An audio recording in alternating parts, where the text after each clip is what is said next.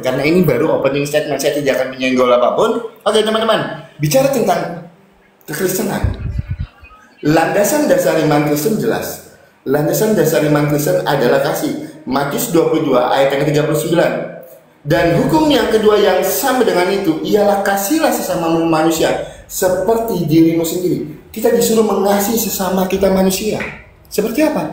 Seperti kita mengasihi diri kita sendiri, dan itu ajaran yang sangat luar biasa. Nah, yang sangat luar biasa lagi teman-teman, Tuhan Yesus itu mengajarkan kita dengan cara yang berbeda.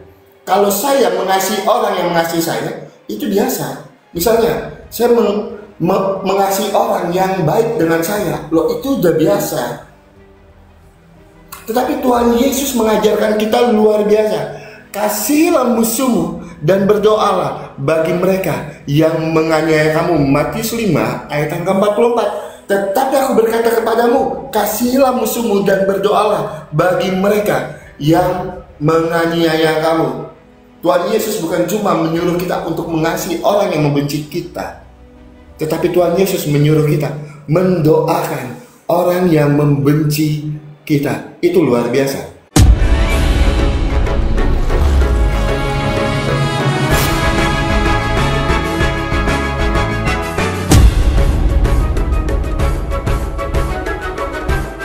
Kenapa saya sangat bangga? Kenapa saya sangat senang memberitakan kebenaran tentang firman Tuhan?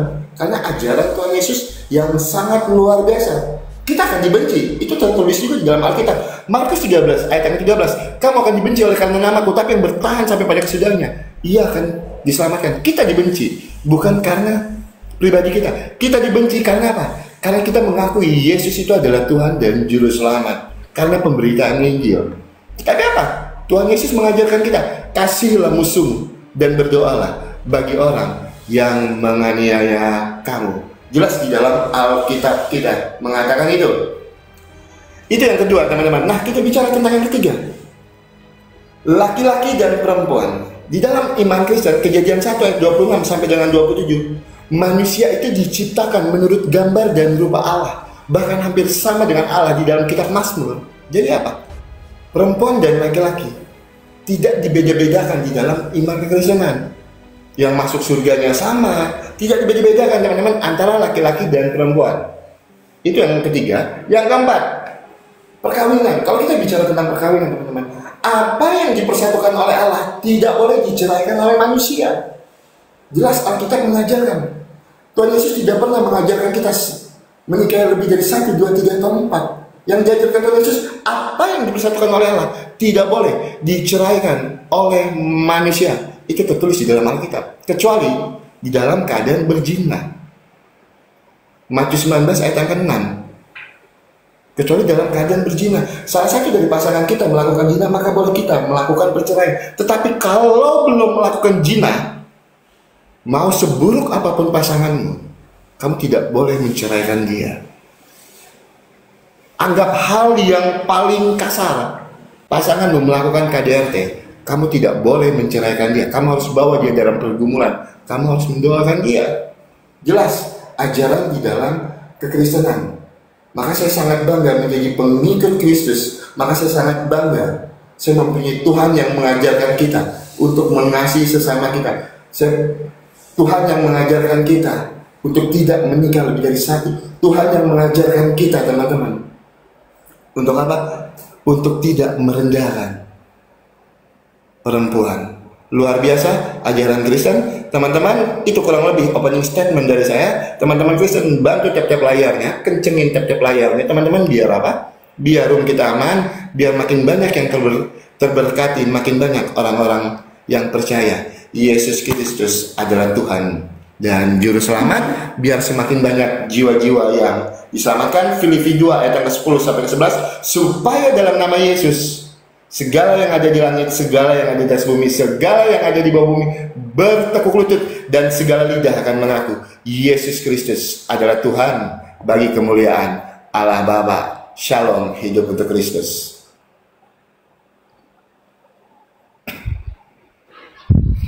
Udah? Sudah. Ntar ya, kita ini dulu. Oke, biar Oki undang. Teman-teman muslim dan muslimah ya, di share-share tap-tap layar nih. Bismillahirrahmanirrahim teman-teman. Saya belum menanggapi Oki, tapi saya masih di prolog. Saya tadi minta Oki untuk menjelaskan definisi ajaran yang benar seperti apa, tapi Oki sudah menjabarkannya menggunakan kitab sucinya. Saya tidak mau memakai kitab suci dulu, saya menggunakan konteks universal dulu. Ajaran yang benar itu teman-teman seharusnya adalah ajaran yang tidak bertentangan dengan akal, tidak bertentangan dengan empati manusia, dan sesuai naluriah manusia, dan tidak bertentangan dengan naluri. Ini baru benar nih Tuhannya nih. Tuhan kasih ajaran, tapi kalau bertentangan dengan tiga hal ini, Tuhannya perlu dipertanyakan. Ini ada apa dengan Tuhannya nih? Yang kedua, ajaran yang benar itu tidak merugikan diri sendiri dan tidak merugikan orang lain kecuali kalian yang memilih untuk dirugikan. Ya. Yang ketiga, ajaran yang benar itu datang dari orang yang punya kredibilitas dan epistemologisnya jelas. Tiga hal itu. Tiga hal itu yang ingin saya tanggapi dan bahas pada kali ini. Saya tidak mau muter-muter kemana-mana. Nah, karena saya masih ada waktu, saya akan menyebutkan poin Oki tadi. Apakah sesuai dengan ketiga hal ini? Maka mari kita perhatikan. Oki bilang tadi apa? Ajaran Kristen itu landasan kasih. Teman-teman, perhatikan. Saya sudah akui Kristen ini memang ajaran kasih. Tapi kepada siapa dulu? Kepada musuh dan kepada orang-orang yang berbuat jahat. Bagaimana kepada keluarga sendiri teman-teman? Maaf, saya menemukan ayat barang siapa tidak membenci kepada bapaknya, ibunya, maka tidak bisa jadi pengikutku. Iya, kasihnya kepada orang jahat, kepada keluarga sendiri diajarkan untuk membenci. Kepada diri sendiri diajarkan pikul salib, membenci diri sendiri, tampar pipi kiri kasih kanan. Begitu juga dengan ajaran kalau keluarga marah kepadamu, saudaramu marah, hukum. Lucu kan teman-teman ajaran Oki? Kepada musuh kasihi, kalau keluarga sendiri, kalau ada saudaramu yang marah, hukum. Kalau ada yang berkata kafir, bawa ke mahkamah hukum. Kalau jahil bilang apa? Masuk neraka. Katanya mengasihi, ngomong jahil doang udah masuk neraka. Kemudian tidak boleh bercerai kecuali dijinai. Nah, ini katanya ajaran kasih kepada perempuan. Perempuan ditampar KDRT nggak boleh minta cerai, teman-teman. Teman-teman tahu nggak satu kasus? Waktu ada perempuan yang sedang nyanyi rohani di Tanah Bata, dia ditusuk sama suaminya. Kebayang nggak kalau perempuan itu hidup? Dia nggak boleh minta cerai sama laki-laki ini. Laki-laki psycho ini. Kasih itu kepada perempuan. Justru ini ajaran yang merugikan perempuan. Ingat, ajaran benar itu tidak mungkin merugikan penganutnya dan merugikan orang lain. Ini penganutnya rugi banget loh. Perempuan gak boleh minta cerai. Katanya perempuan tidak dibedakan. Katanya perempuan diberlakukan secara adil. Lah, Anda baca Oki kata Paulus, aku tidak mengizinkan perempuan mengajar karena perempuan itu sudah dikutuk sejak semula sakit ketika melahirkan. Adam gak dikutuk, yang dikutuk malah tanah. Katanya nggak dibeda-bedain sama Adam. Dari awal perempuan udah dikutuk. 1 Timotius pasal 2 nomor 14 dikatakan di sini. Dan bukan Adam yang ditipu oleh iblis, melainkan perempuan lain tertipu sehingga dia menjadi pelaku dosa pertama. Katanya nggak beda perempuan sama laki. Ini aja perempuan dari semula udah direndahin loh, dikatakan udah berdosa. Kemudian apalagi? Kalau kita bicara saya kaya, duit saya banyak, saldonya minim, itu namanya bohong. Ya, jadi ajaran yang benar itu konsisten dengan tekstual dan faktual. Kalau tekstualnya ngomong kasih-kasih, ya saya katakan emang ajaran Kristen ajaran kasih. Tapi ajaran kasihnya kepada siapa? Berpihaknya kepada penjahat. Datanya mana? Yesus mengatakan, aku datang untuk orang yang berdosa, bukan untuk orang benar. Ya, dan bahkan Yesus ini menyelamatkan siapa teman-teman? Menyelamatkan para penjahat. Hari ini juga kau bersamaku di Firdaus. Konsisten nggak itu? Faktanya Yesus hanya berkata saja, hari ini juga kau bersamaku di Firdaus. Pada dasarnya Yesus mati 3 hari. Emang dia ke surga waktu itu? Belum sayang, 40 hari kemudian dia baru ke surga setelah bangkit dari kematian 3 hari. Ini kasihan nih, kayak janji caleg nih. Caleg bilang, kalau pilih aku nanti kalian akan kusejahterakan. Malah dikorupsi duitnya. Ini ajaran dusta yang mengatakan kami kasih loh kepada kalian, tapi kepada keluarga sendiri kalian nggak kasih kok, membenci kok. Jadi ayolah, come on. Ajaran yang benar itu konsisten, tidak inkonsisten. Ajaran benar itu secara faktual terbukti tidak mensupport orang jadi NPD. Ajaran yang mensupport orang jadi NPD adalah ajaran mengatakan kita ini loh keturunan Tuhan, ngaku-ngaku anak Pak Jokowi aja udah NPD guys. Belum lagi ketika ngaku-ngaku nih, kami ini pasti masuk surga loh. Ini NPD banget teman-teman. Banyak orang-orang NPD dan faktualnya memang. Kalian tahu Perang Dunia Kedua? Orang Nazi dan Hitler itu NPD. Karena apa? Martin Luther mengajarkan bahwa mereka itu adalah ras superior dan orang-orang yang selain mereka itu tidak superior. Supremasi kulit putih gara-gara apa teman-teman? Gara-gara Tuhannya berkulit putih teman-teman. Ya, genosida di mana-mana gara-gara apa? Gara-gara ada bula kepausan yang mengatakan bahwa boleh eksploitasi negara lain. Ini katanya ajaran benar nih. Ajaran benar itu setidaknya pertama, secara tekstualnya tidak bertentangan dengan naluria. Yang kedua, secara faktual mayoritasnya menjalankan. Ini malah mayoritasnya yang mengingkari teman-teman. Katanya ajaran kasihilah Tuhan Allahmu dengan segenap akal budimu. Lah Tuhannya aja mati tergantung, mereka tepuk tangan, menikmati malah kematian Tuhan. Kan lucu. Jadi kalau ajarannya benar tuh konsisten lah gitu. Sesuai apa yang diomongkan, seperti itu juga yang terjadi. Seperti itulah kiranya Oki ya. Silakan ditanggapi Oki.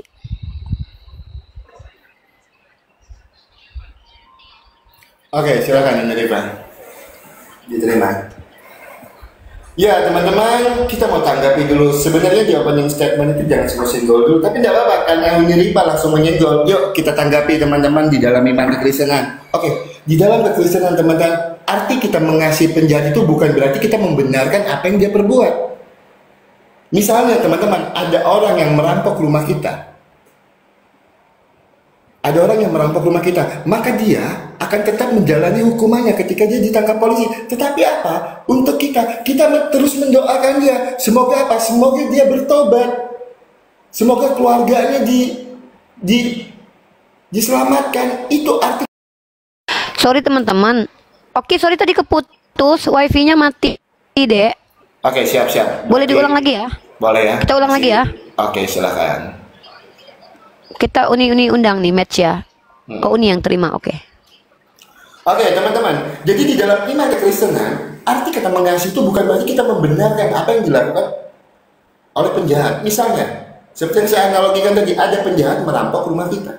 Nah, ketika dia ditangkap polisi, dia akan tetap menjalani hukuman yang sudah didakwakan terhadap dia. Nah, tetapi kita sebagai orang Kristen diperintahkan oleh Tuhan apa? Untuk tetap mendoakan dia. Semoga apa? Semoga dia bertobat, dengan jalan dia masuk penjara, nanti dia berubah dan akhirnya keluar dari penjara, nanti tidak melakukan hal yang sama. Itu bentuk kasih di dalam iman Kristen. Bukan kalau misalnya ada perampok masuk ke rumah kita, teman-teman. Ada perampok masuk rumah kita, terus nanti masuk penjara, keluar dari penjara, terus nanti kita bun-bun. Bukan seperti itu di dalam iman kekristenan. Jadi itu adalah bentuk kasih di dalam iman Kristen. Tapi kita tidak membenarkan apa yang dilakukannya. Misalnya ada perampok merampok rumah kita, terus memperkaos istri kita. Itu, dia tertangkap teman-teman, dia tertangkap. Ya dia akan tetap menjalani hukumannya. Tetapi kita diajarkan Tuhan yang sangat luar biasa. Kita harus mengasihi orang yang melakukan kesalahan terhadap kita. Itu ajaran yang masuk akal menurut saya. Kenapa? Tujuan kita beragama supaya kita bisa hidup benar, supaya kita mengasihi orang lain. Itu tujuan kita beragama. Untuk apa kita beragama kalau kita membenci orang lain? Buat apa? Ya, itu yang pertama teman-teman. Nah, terkait dengan pernyataan Uni tadi, ajaran yang benar itu tidak mengorbankan orang lain.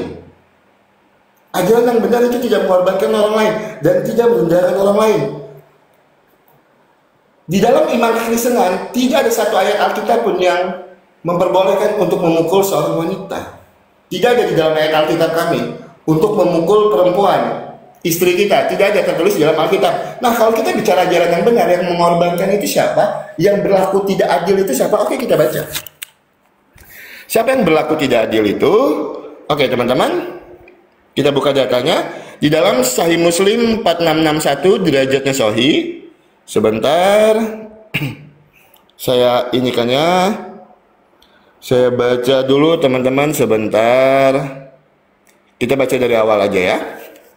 Allah Azza wa Jalla akan berfirman, bukan ini teman-teman, kan jadi salah buka data kan saya. Itu, ya di dalam Sahih Muslim 1467. Ini data yang tadi diskusi ya teman-teman ya. Sahih Muslim 1467 teman-teman. Ini dia datanya teman-teman. Ini data diskusi tadi. Oke, Sahih Muslim 1467 derajatnya Sahih. Bersedekahlah kalian karena kebanyakan kalian akan menjadi bahan bakar neraka jahanam. Di dalam Sahih Muslim 1467 derajatnya Sahih, perempuan itu kebanyakan jadi bahan bakar neraka.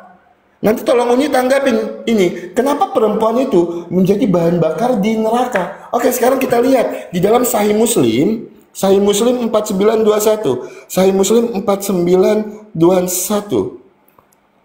Sahih Muslim 4921 ya teman-teman ya, kita buka datanya. Oke, Sahih Muslim 4921 derajatnya Sahih, kita bacakan teman-teman. Rasulullah bersabda bahwa kaum wanita adalah penghuni surga paling sedikit. Bahkan perempuan itu penghuni surga paling sedikit. Di mana keadilannya? Di mana keadilannya? Kalau perempuan itu jadi bahan bakar di neraka, perempuan itu penghuni surga paling sedikit, di mana keadilannya? Letak keadilannya teman-teman. Kalau di dalam iman kekristenan seperti yang saya bilang kan, seperti yang saya sampaikan tadi, Kejadian 1 ayat 26 sampai dengan 27. Laki-laki dan perempuan itu diciptakan menurut gambar dan rupa Allah, dan tidak dibeda-bedakan ketika masuk neraka nanti. Tidak ada perempuan itu jadi bahan bakar di dalam neraka. Tidak ada perempuan itu jadi penghuni surga paling sedikit. Itu di dalam Alkitab. Jelas dikatakan seperti itu teman-teman. Ya, dan di dalam Alkitab juga tidak ada diajarkan untuk memukul istri kita. Baik memukulnya secara lembut, secara apa, tidak ada di dalam Alkitab kita. Diajarkan seperti itu. Nah, saya minta Uni tanggapi dari dua data yang saya bawakan tadi. Di dalam Sahih Muslim 1467 derajatnya Sahih, kalau perempuan itu adalah bahan bakar di neraka. Dan Sahih Muslim 4921, wanita itu kenapa jadi penghuni surga paling sedikit? Silakan penerima tanggapi. Oke, saya jawab cepat-cepat. Itu informasi yang diberitakan oleh Allah karena memang faktanya banyak perempuan yang zalim kepada suaminya. Bukti kalau kamu lihat, cek ya, saya seorang... Oh belum ya? Silakan.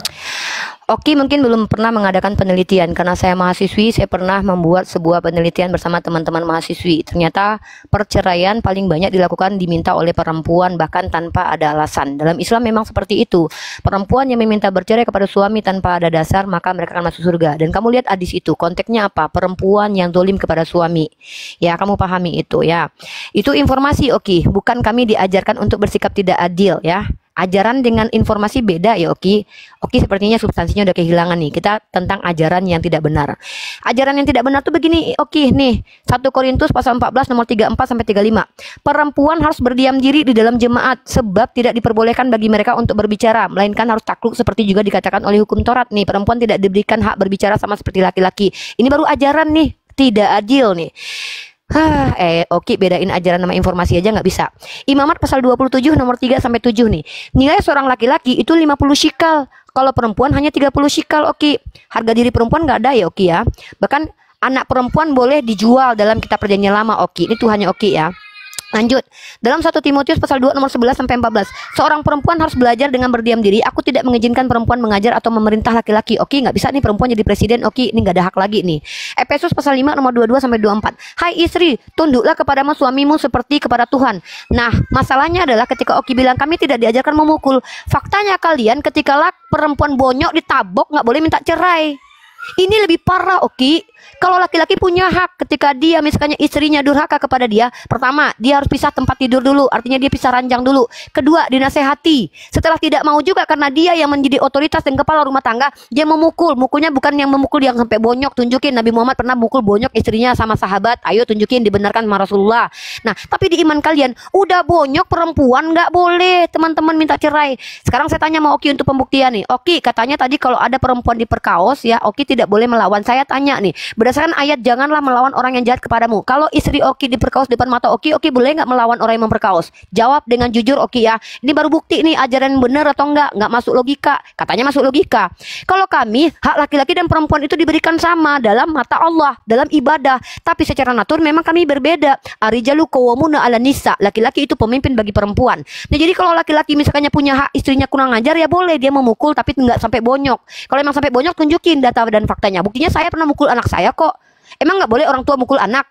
Emang ada orang tua yang nggak pernah mukul anak? Anak itu kadang harus dipukul untuk menyadarkan mereka bahwa mereka salah. Ini baru ada tanggung jawab kepada anak dan kepada istri. Oke, nggak diajarkan bertanggung jawab. Bahkan istrinya kalau diperkodok depan dia mah dia nggak boleh ngelawan, karena dia akan membiarkan. Paling dia minta izin, minta tolong sama orang Islam mungkin. Tolong dong Yonatan Nandar, istri aku diperkaos nih, karena kamu boleh ngelawan orang yang jahat, silakan kamu lawanin. Dia mah diam aja. Ini ajarannya logika. Ini nggak masuk akal. Justru membiarkan istri diperkaos depan mata dengan alasan mengikuti perintah Tuhan yang kasih. Berharap supaya pemerkaosnya gini ya. Kata Oki gini, saya berharap nanti kepada Tuhan Yesus, tolong jamah hati yang memperkaos. Istrinya udah selesai dipakai. Dia berharap bahwa si orang ini bertobat. Ini nggak make sense. Ini nggak masuk logika. Ini nggak masuk logika. Nah, lanjut lagi di Bilangan pasal 5 nomor 11 nomor 31.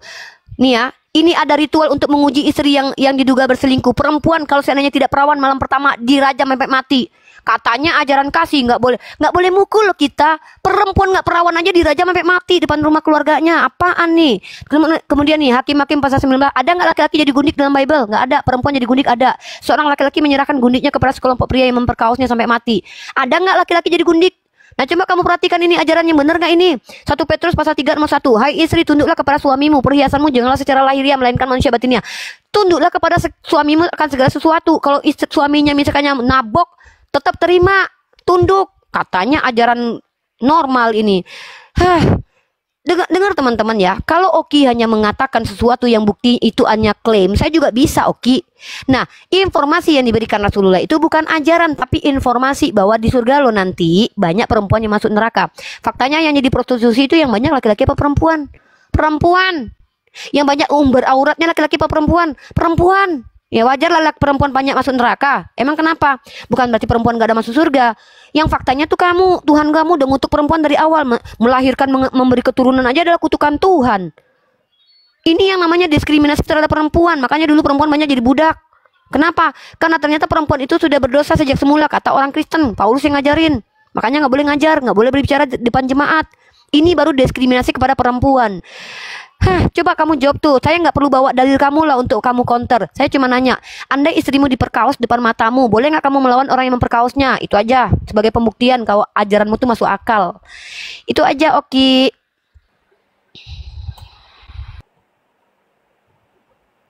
Sebentar teman-teman ya.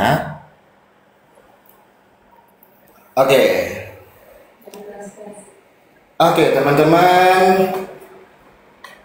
Ketika Uni menjelaskan tentang Alkitab, ketika saya menunjukkan data tadi berbicara, saya tunjukkan datanya, saya balik kameranya. Jadi saya bisa cross check. Uni bisa cross check apa yang saya bawakan. Jangan Uni baca cepat-cepat, saya tidak bisa cross checknya. Sebutkan ayatnya, dibalik kameranya, dibaca pelan-pelan, tarik nafas. Ya, oke teman-teman, kita tanggapi. Apabila ada istri perampok yang memperkaos istri kita di depan kita, walaupun itu sebenarnya kan tidak bisa dibawa ke dalam ranah diskusi karena itu kan tidak terjadi di dalam kehidupan saya. Tapi nggak apa-apa.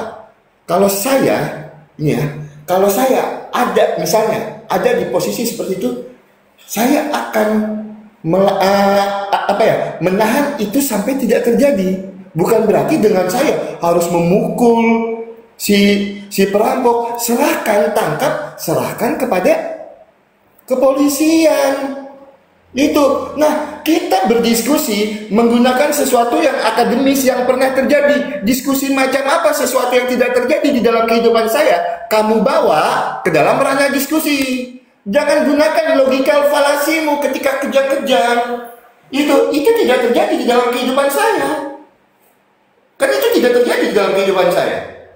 Apakah itu terjadi di dalam kehidupan saya? Makanya saya cuma bisa menggambarkan seperti apa yang harus saya lalui nanti.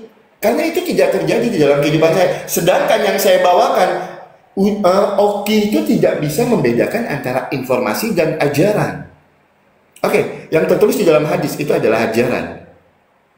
Yang tertulis informasi yang disampaikan oleh Nabi Muhammad, banyak penduduk wanita di surga itu penduduknya paling sedikit. Itu adalah suatu informasi yang saya tanya tadi, di mana bentuk keadilannya? Itu si Oki tidak bisa membedakan antara informasi dan ajaran. Lo betul, itu adalah informasi Nabi Muhammad. Kalau itu adalah informasi yang disampaikan Nabi Muhammad.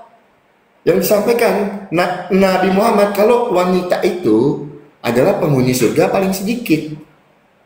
Nah, yang saya tanya, kenapa wanita penghuni surga paling sedikit? Itu yang saya tanya tadi, di mana keadilannya? Kok tidak bisa membedakan informasi dan ajaran, loh? Ajaran di dalam iman Kristen diinformasikan melalui Alkitab, tertulis di dalam Alkitab. Landasan dasar iman Kristen tertulis di dalam Matius. Itu informasinya. Saya dapatkan dari mana? Saya dapatkan dari Alkitab. Masa nggak bisa bedakan informasi dan ajaran? Dari mana kita mendapatkan informasi itu? Ya dari Alkitab. Kalau saya tidak baca Alkitab, saya tidak tahu landasannya.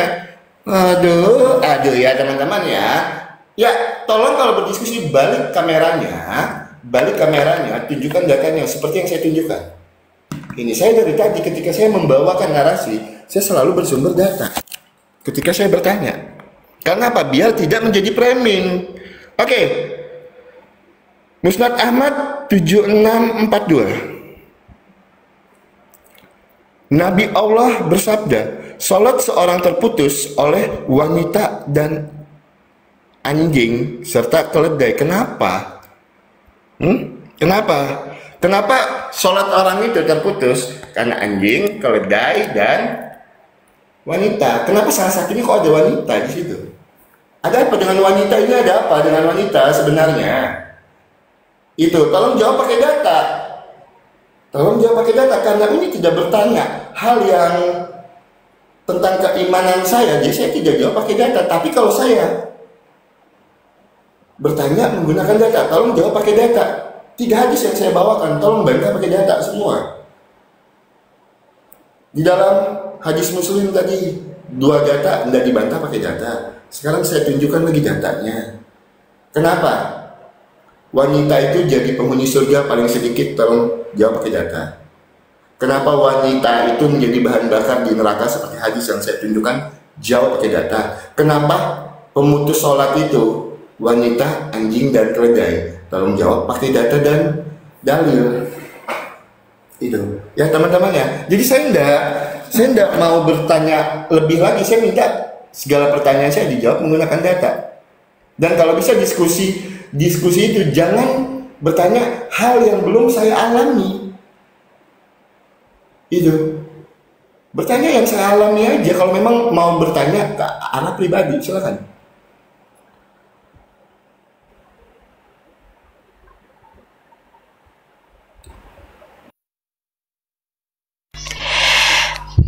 Kenapa saya katakan Oki ini minim literasi tapi banyak bicara? Dia tidak bisa membedakan informasi yang bentuknya adalah apa yang sudah terjadi dan akan terjadi dengan ajaran. Teman-teman perhatikan ya, beda ya.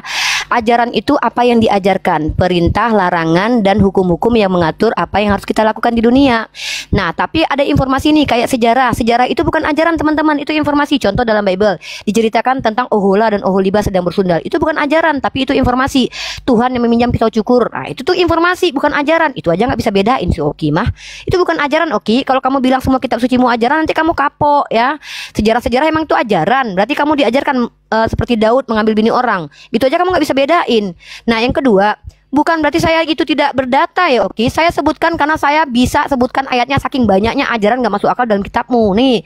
Dan lagi pula, Oki ya, ngapain saya harus bantah hadis saya? Hadisnya bener kok. Kenapa saya harus bantah pakai data hadis itu?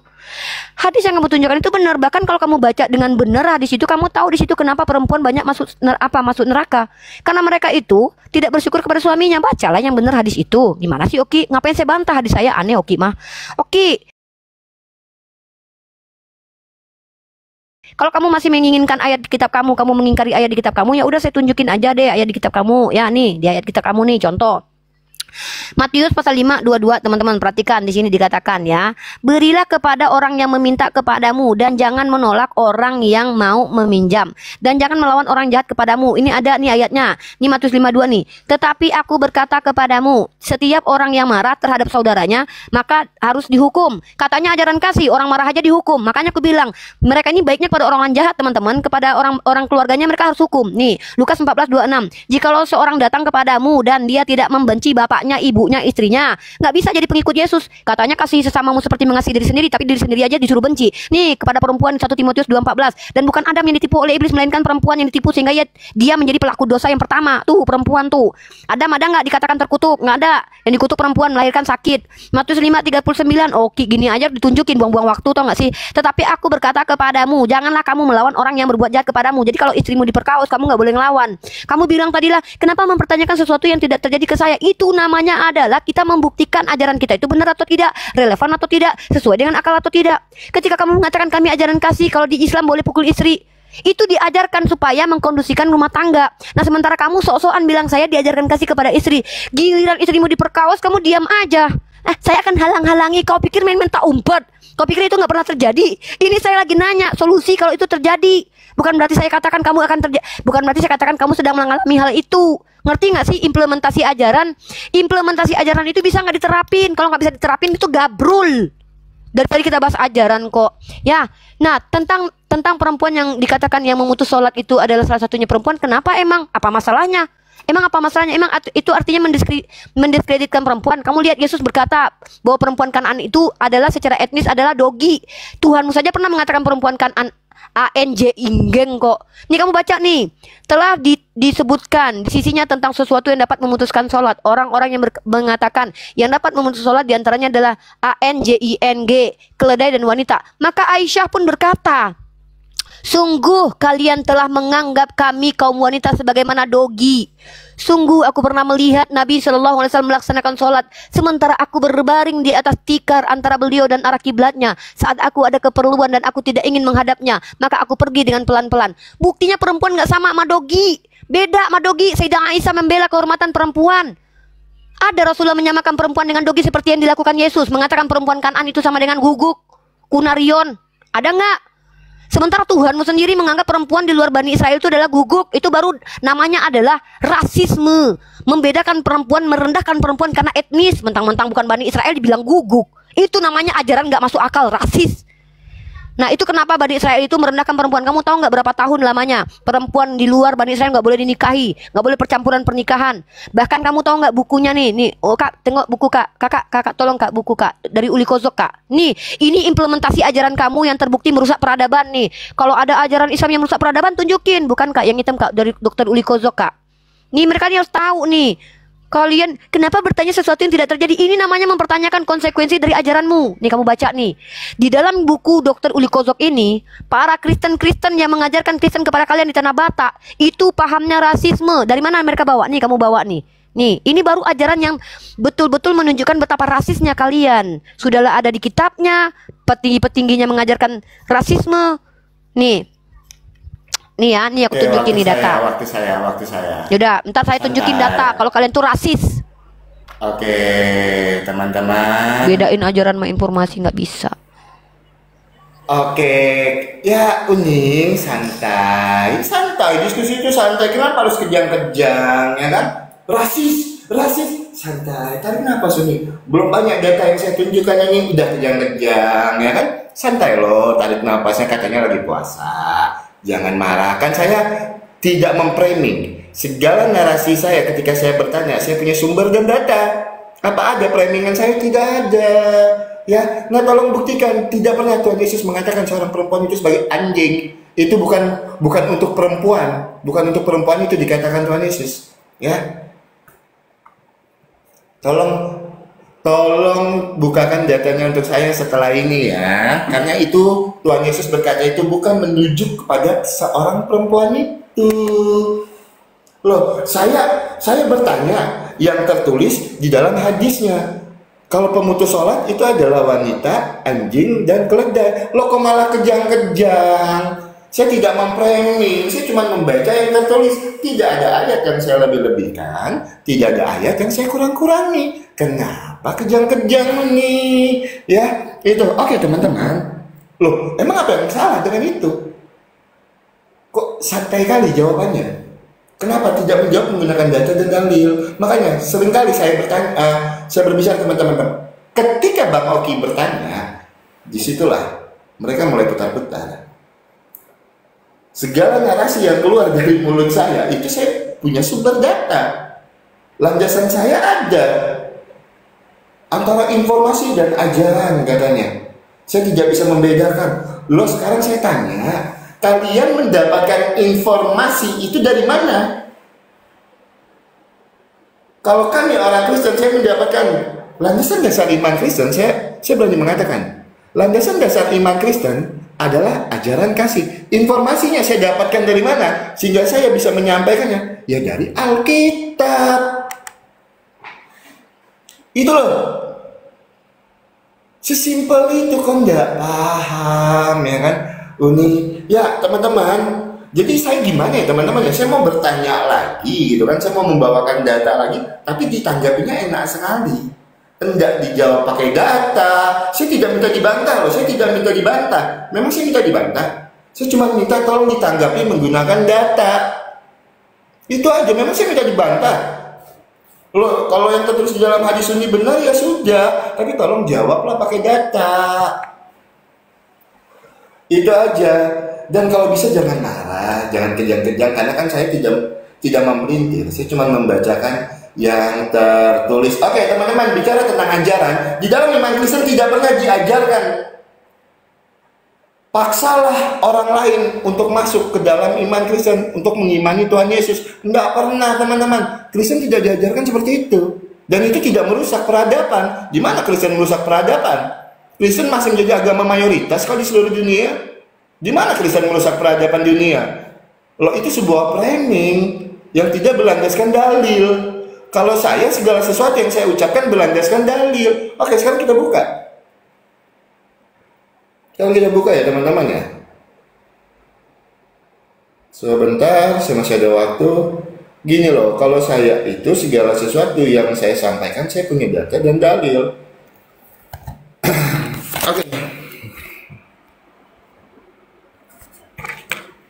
Surat At-Taubah ayat yang ke-29.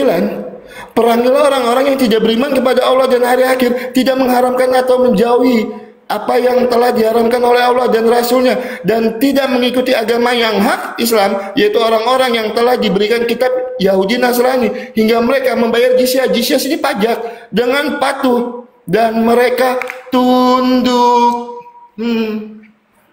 Itu data. Saya tidak melebih-lebihkan, saya tidak mengurangi. Itu tertulis di dalam kitab Uni. Itu data dan dalil yang saya bawakan. Nah, ketika Uni bilang kalau Kristen itu ajarannya rasis dan merusak peradaban, tunjukkan di dalam Alkitab kami. Ajaran yang mana? Ajaran yang mana yang rasis di dalam Alkitab kami? Tunjukkan pakai data yang itu merusak peradaban.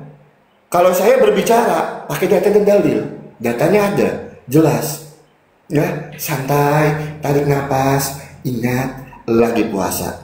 Tidak boleh Uni marah dengan saya, karena saya cuma membaca yang tertulis. Saya tidak melebih-lebihkan, saya tidak mengurang-urangi. Jadi jangan marah. Ya, saya cuma membaca yang tertulis. Teman-teman, kencengin tap-tap layarnya. Terima kasih banyak.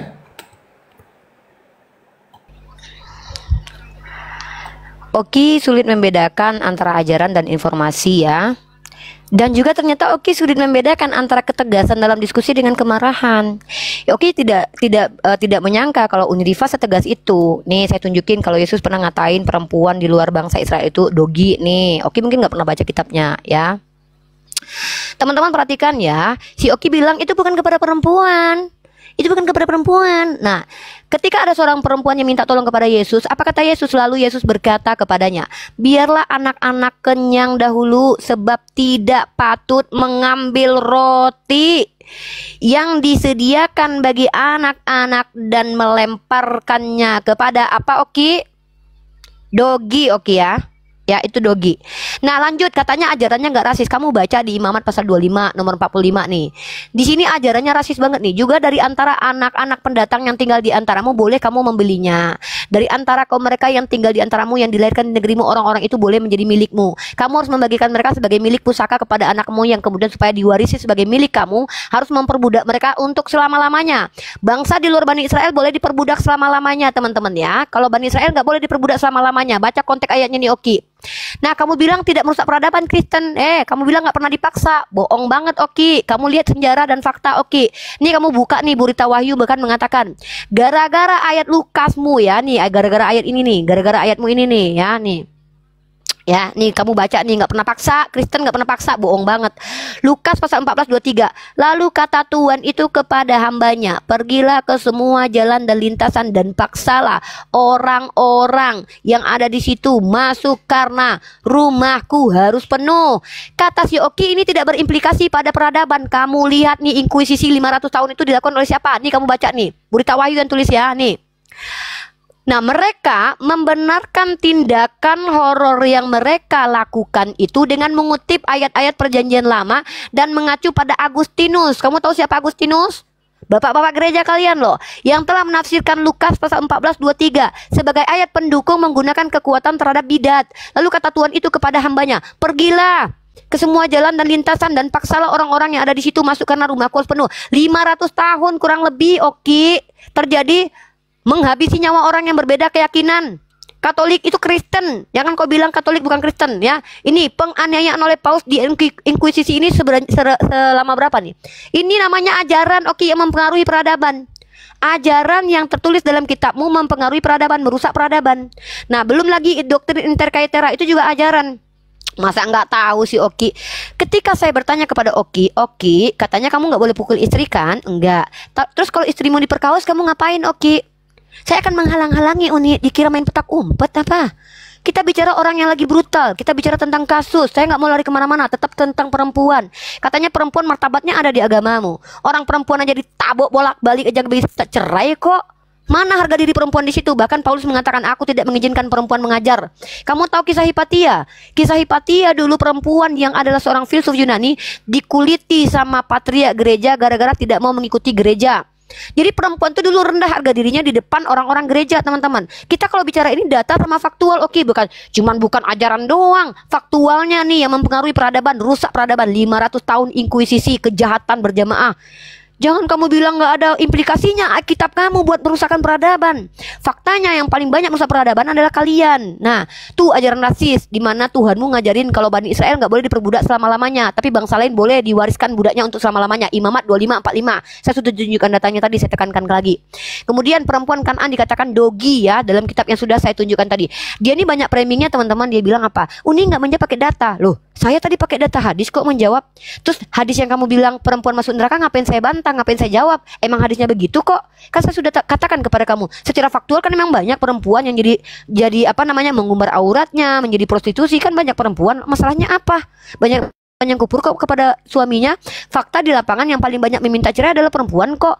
Terus kamu mempertanyakan apa ke saya? Mau nanya apa? Data apa? Masa saya bantah data saya dengan data? Kan aneh kamu. Saya cuma meluruskan data yang kamu tunjukkan itu kamu nggak baca sempurna. Makanya tadi ketika kamu tanya kenapa perempuan kok bisa membatalkan sholat, saya sudah tunjukkan perempuan nggak setara dengan hewan. Tapi memang perempuan bisa batalin sholat. Contoh, saya misalnya papa saya, misalnya ada orang lain tuh laki-laki bersentuhan kulitnya dengan saya, batal sholatnya, batal wudhunya. Memang nggak boleh bersentuhan. Daripada di kitab kamu perempuan yang datang bulan dia yang jadi najis. Lucu kalian, ajaran kalian yang Tuhannya nggak masuk akal, malah nuduh-nuduh Islam yang ada aturan. Jangan kebanyakan framing kalau diskusi itu, oke? Jangan membahas saya, bahaslah argumen saya. Kalau kamu tidak bisa membedakan ajaran dan informasi, kalau kamu nggak bisa membedakan tegas dengan kemarahan, jangan diskusi. Jangan melulu bahas saya kok kejang, saya dibilang kejang itu kayak kamu tak kemana-mana gagap lagi bicaranya, ya nggak jelas gitu. Ya bahas tuh perempuan-perempuan ada nggak harganya di Kristen? Gagap lagi bicaranya, ya nggak apa-apa teman-teman ya. Oke, teman-teman, dibilangnya kita menuduh. Apa yang saya tuduh di dalam imanmu itu tertulis di dalam kitab sucimu. Surat At-Taubah ayat ke-29, di dalam hadismu. Apakah ada kata-kata yang saya lebih-lebihkan? Apakah ada kata-kata yang saya kurang-kurangi? Di mana tuduhan saya? Di mana tuduhan saya? Apakah ada? Saya cuma bertanya. Kenapa wanita itu menjadi penghuni surga paling sedikit? Dibilangnya saya menuduh. Kan itu tertulis di dalam hadisnya. Kenapa saya yang menuduh? Nah itu, kalau yang menuduh itu seperti ini. Ini yang menuduh. Ini yang ketahuan pendusta. Ya, di mana saya bilang tadi kalau perempuan itu mengatakan kalau Tuhan Yesus mengatakan wanita itu anjing, perempuan itu seorang Yunani, Silopesia, memohon kepada Yesus untuk mengusir setan-setan. Sebentar teman-temannya, Markus 7 ayat yang ke-27. Oke. Lalu Yesus berkata kepadanya, biarlah anak-anak kenyang dahulu, sebab tidak patut mengambil roti yang disediakan bagi anak-anak dan melemparkannya kepada anjing. Tidak ada Tuhan Yesus mengatakan perempuan itu anjing. Baca di ayat selanjutnya. Tetapi perempuan itu menjawab, benar Tuhan, tetapi anjing yang di bawah meja juga makan remah-remah yang dijatuhkan anak-anak. Nah, ini yang menuduh. Tidak ada perempuan mengatakan anjing. Kalau saya membacakan yang tertulis tanpa saya tafsirkan, itu saya baca ya baca. Tidak ada yang saya lebih-lebihkan, tidak ada yang saya kurang-kurangi. Jadi kalau udah mulai panas ya begitu, ya kan? Oke teman-teman. Jadi gini ya teman-teman ya, diskusi ini apa menurut saya? Diskusi ini tanpa data. Karena apa? Cuman mau satu arah. Cuman mau satu arah. Terlihatnya ketika kita bertanya tentang imannya, saya jawab pakai hadis kok. Hadis mana yang Anda tunjukkan?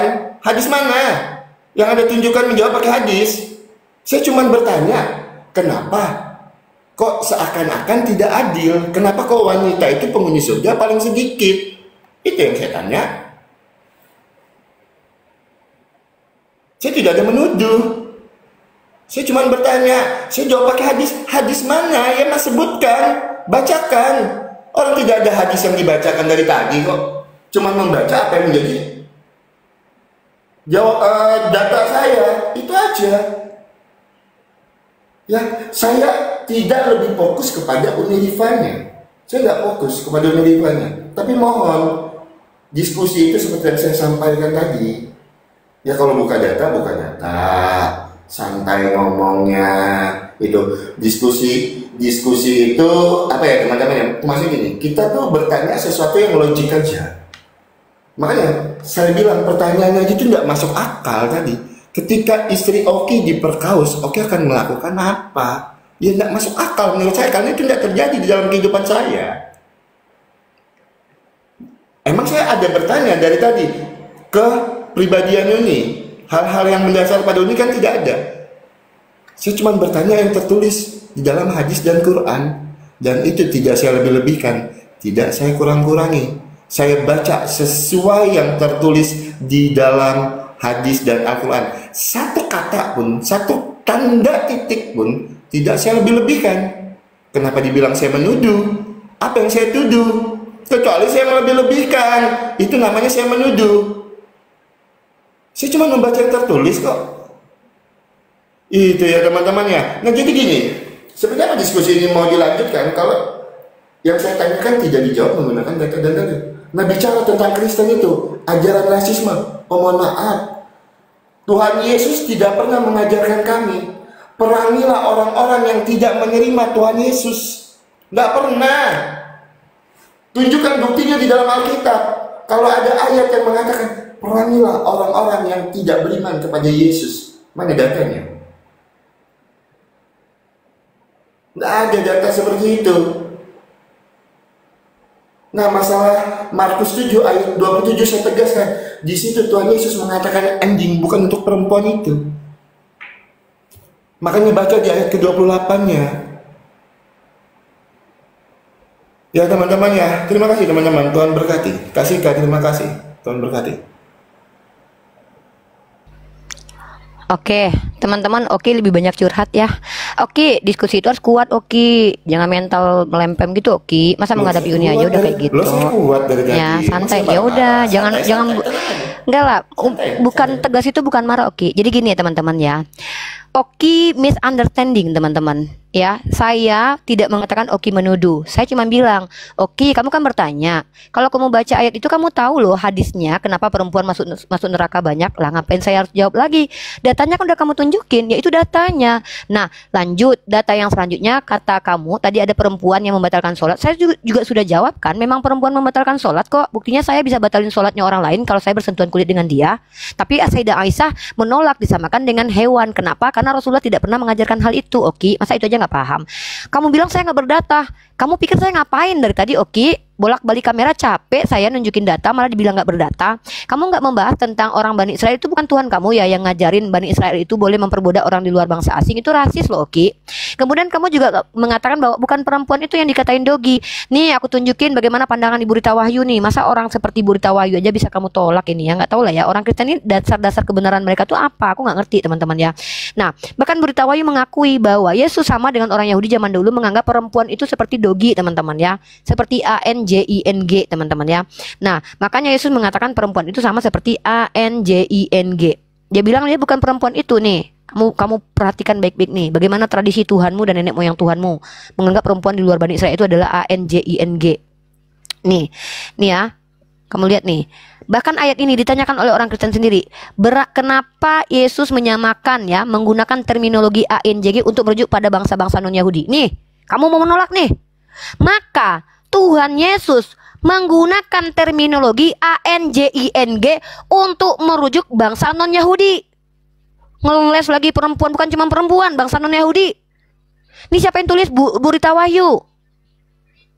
Gitu loh. Masa gitu aja nggak ngerti? Kamu bilang bukan sama perempuan itu. Memang perempuan yang lagi minta tolong. Tapi justru Tuhanmu, kata Bu Rita Wahyu, merujuk ANJING ini kepada bangsa di luar Yahudi. Ini rasis, membedakan karena etnis.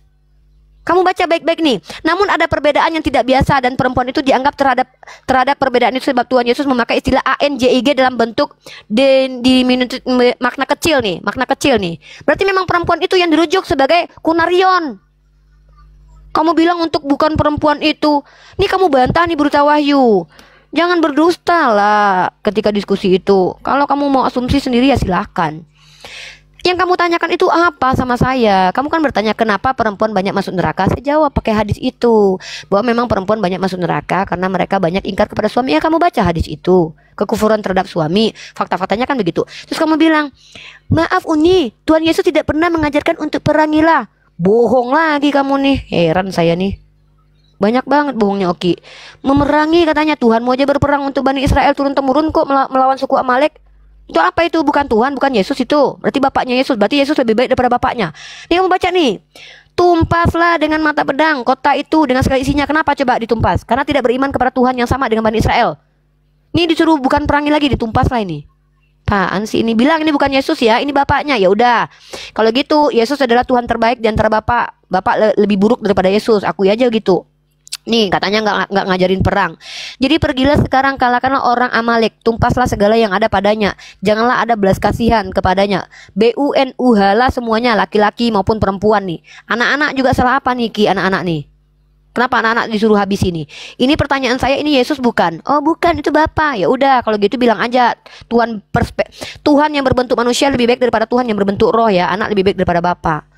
Katanya ajarannya konsisten. Gimana sih? Itu Tuhanmu nih, saya tunjukkan data nih kalau kalian itu adalah orang-orang rasis ya. Siapa yang ngajarin? Kalian tuh dapat informasi agama kalian dari orang RMG itu. Nih kamu baca nih, kamu nggak tahu kalau kamu dapat mana.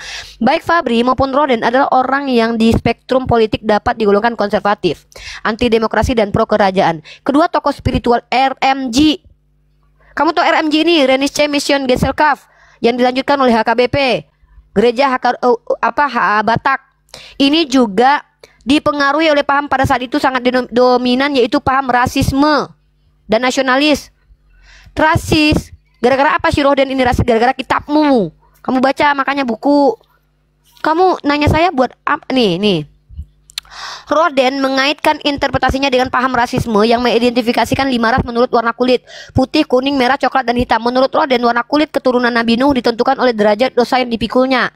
Semakin berdosa semua bangsa, semakin berubah bentuk dan warna kulitnya. Semakin hitam warna kulit sebuah bangsa, semakin berdosa bangsa itu. Roden ini kamu tahu nggak siapa? Petinggi RMG. Dia terpengaruhi oleh kitabmu sendiri, di mana dia mengatakan Nuh mengutuk bangsa Kan'an. Nih kamu tahu si Fabri ini? Bawa faktualnya ke saya. Ini baru wawasannya luas. Ya, di kitab saya memang ada aturan-aturan, tapi Tuhan saya tuh adil. Kalau memang faktanya dia banyak masuk neraka, ya masuk neraka aja. Ngapain? Mentang-mentang perempuan, kalau memang perempuan berdosa ya masuk neraka. Emang kenapa? Faktanya memang banyak perempuan kufur kok kepada laki-laki. Faktanya kan banyak tuh. Kamu lihat aja di pengadilan agama. Yang minta cerai siapa? Laki atau perempuan? Itu aja nggak ngerti ah. Ya, habis waktunya ya ini ya. Masih waktu saya. Oke, teman-teman, kita tanggapi dulu teman-teman. Katanya di dalam 1 Samuel 15 ayat yang ketiga, di situ disuruh memerangi orang yang tidak beriman kepada Yesus. Oke, kita lihat perikopnya saja sudah menjawab itu. Oke, sedang berbicara tentang apa? Saul ditolak sebagai raja. Di mana di sini? Di mana di sini memerangi orang yang beriman kepada Yesus? Astaga, lihatlah perikopnya. Saul ditolak sebagai raja. Ini tidak berbicara tentang memerangi orang yang tidak beriman kepada Yesus. Itu, saya sudah jawab itu, saya sudah buktikan. Ya, kalau di dalam 1 Samuel 15 ayat yang ketiga, itu tidak disuruh memerangi orang yang tidak beriman kepada Yesus, tetapi di situ sedang berbicara tentang Saul yang ditolak sebagai raja. Imamat 25 ayat yang 45 juga itu sedang berbicara tentang kepedulian dan kepatuhan. Gimana di situ menjadi landasan kalau Kristen itu adalah agama yang rasis? Seperti yang saya sampaikan tadi, Kristen masih menjadi agama mayoritas di seluruh dunia. Ya, teman-teman, jadi itu ya teman-teman ya. Kalau dibilang Kristen itu diajarkan untuk memerangi orang-orang yang tidak beriman kepada Yesus dan landasannya adalah 1 Samuel 15 ayat yang ketiga. Jelas-jelas di situ perikopnya Saul ditolak sebagai raja. Itu sudah menceritakan tentang Saul, bukan menceritakan tentang memerangi orang yang tidak beriman kepada Yesus. Lah berbeda dengan At-Taubah ayat yang ke-29. Itu data yang tertulis di dalam kitab Uni. Jangan Uni cocok logika ke dalam kitab saya. Tidak pernah Kristen diajarkan untuk memerangi orang yang tidak beriman kepada Yesus. Ingat ini, ketika kami mengimani Tuhan Yesus, bukan kami yang memilih, tapi Tuhan yang memilih kami. Ya, bukan kami yang memilih Tuhan Yesus, tapi Tuhan Yesus yang memilih kami. Oke. Apa sih yang menjadi pertanyaan saya? Yang menjadi pertanyaan saya itu jelas ini. Yang menjadi pertanyaan saya itu jelas sekali. Yang saya tanya, di mana bentuk keadilannya? Kenapa perempuan itu menjadi penghuni neraka paling sedikit? Di mana bentuk keadilan Tuhannya? Itu saja. Nah, kenapa wanita itu menjadi bahan bakar di surga? Bahkan ada hadis juga berkata, saya lupa hadisnya di mana, kalau perempuan itu adalah kesialan. Sebentar, saya coba tunjukkan datanya teman-teman ya. Saya cari dulu ya teman-teman, masih banyak waktu saya. Sebentar ya. Kalau perempuan itu adalah kesialan juga. Sebentar, saya tunjukkan datanya teman-teman. Saya tambahkan data saya. Dalam 2646 ya kalau nggak salah ya, 2646. Sebentar. Hadis Bukhari ya, Bukhari 2646. Sebentar. Oke, ini datanya. Betul.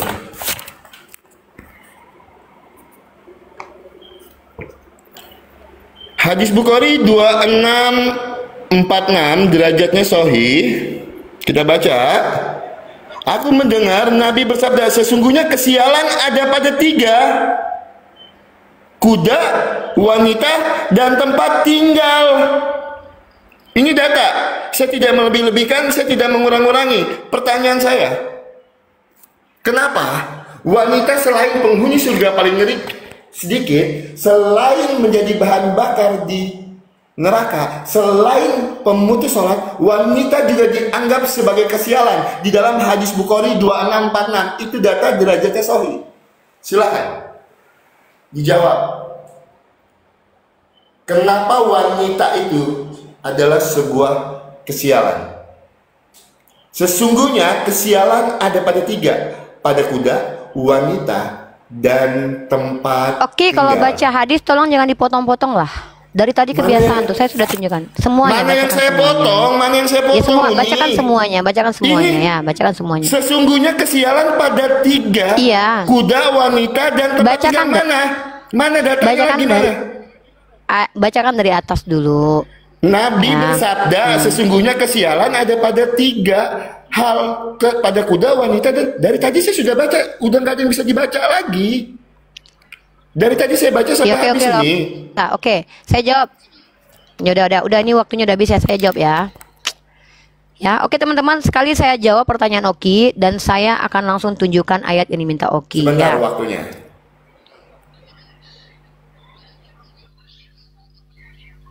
Teman-teman perhatikan ya, inilah Islam. Islam itu jangan karena kamu perempuan tiba-tiba kamu pasti masuk surga, nggak begitu. Adilnya Tuhan itu di mana? Oke, kan bertanya, di mana adilnya Tuhan? Yang berdosa walaupun kamu perempuan tetap masuk neraka. Nah, kenapa perempuan dikatakan salah satu yang bisa menjadi asbab laki-laki sial? Oke, kamu jangan ini. Nih, perhatikan nih, saya bawa data dari NU Online nih. Nih, Rasulullah juga mengajarkan kepada kami bahwa perempuan itu adalah sumber fitnah yang paling besar. Kenapa? Kan saya sudah jawab tadi, prostitusi itu paling banyak perempuan, Oki, bukan laki-laki. Ya, artinya perempuan memang paling banyak membawa musibah kalau mereka tidak baik. Bukan perempuan baik-baik, karena perempuan soleha tidak mungkin menjadi musibah bagi laki-laki. Nih, aku tidak meninggalkan fitnah yang lebih besar bagi laki-laki selain perempuan. Nih, wajar laki-laki jadi sial nih. Tadinya dia soleha, gara-gara perempuan dia bisa jadi salah jalan. Abu Sa'id Al-Khudri juga meriwayatkan hadis yang lainnya. Ketahuilah, takutlah kalian terhadap dunia dan para wanita. Ini artinya laki-laki disuruh berhati-hati kepada perempuan. Karena kalaupun mereka soleh, sesoleh apapun, mereka bisa salah jalan karena perempuan. Ya, kamu nggak bisa bedain ya antara realitasnya perempuan lebih banyak jadi prostitusi lebih banyak perempuan. Nah, dan bahkan aurat perempuan lebih banyak. Fitnah dalam Al-Quran juga dikatakan. Inilah kenapa kamu kan tanya, jawabnya pakai data Uni ini, saya jawab pakai data nih dari situs NU Online yang menjabarkan kenapa perempuan bisa membuat laki-laki sial karena dia menjadi fitnah. Nah, sekarang kamu bilang nggak ada Tuhan saya ngajarin gitu. Kamu pikir ayatmu cuma di Samuel doang. Sedangkan yang tidak menerima Saul aja jadi imam, itu disuruh habisi nyawanya sama Tuhanmu. Itu rasis namanya. Rasis namanya itu. Ketika tidak mengikuti satu imam lalu disuruh tumpah sama Tuhan, itu namanya rasis. Tuhan yang aneh. Siapa yang mempersembahkan korban kepada Theos kecuali kepada Tuhan sendiri haruslah diapain? Dicium kudus, diampuni. Haruslah ditumpas. Ini ajaran rasis nih. Katanya ajaran saya tidak memaksakan orang. Nih, dan kota itu dengan segala isinya akan dikhususkan bagi Tuhan untuk dimusnahkan. Tuhanmu sendiri mengkhususkan satu kota untuk dimusnahkan. Buat apa? Buat apa Tuhan memusnahkan ini? Hanya Rahab bahkan pesundal sendiri selamat nih. Belum lagi kamu belum membahas imamat ini. Di mana Bani Israel ini rasis gara-gara Tuhanmu. Gara-gara kitab sucimu ini Bani Israel jadi rasis. Mereka itu boleh memperbudak. Kamu lihat nih dalam kitab imamat, bahkan orang cacat juga gak berguna di agamamu. Katakanlah kepada Harun, begini, setiap orang dari antara keturunanmu turun-temurun yang bercacat badannya, janganlah datang mendekat untuk mempersembahkan santapan Theos. Tuhanmu ini katanya Tuhan yang baik. Orang cacat aja gak boleh mendekat loh, merusak kekudusan Tuhan loh kalau orang cacat. Padahal cacat itu permintaan orang nggak? Itu rasis. Membedakan orang karena kekurangan fisiknya, membedakan orang karena dia beda etnis, membedakan orang karena dia berbeda keyakinan. Itu rasis. Bahkan saya sudah tunjukkan dalam bukunya. Dalam bukumu sendiri, kalian yang dapat Kristen-Kristen ini dari petinggi gereja kalian yang rasis. Kamu bilang Yesus tidak nih. Bahkan kamu belum menanggapi nih. Katanya ajaran kasih. Jikalau seorang datang kepadaku dan ia tidak membenci bapaknya. Iya, aku bilang ajaran kalian tuh kasih kepada penjahat. Penjajah kalian kasih, tapi keluarga sendiri kalian benci. Ini nggak pernah kamu bahas dari tadi. Aku nggak tuntut banyak sama kamu. Aku cuma mau kamu tanggapin aja. Penjelasannya gimana? Kok di sini diajarkan membenci kepada keluarga sendiri? Nah, ya ini nih. Kamu dikasih ayatnya malah kemana-mana nih ya.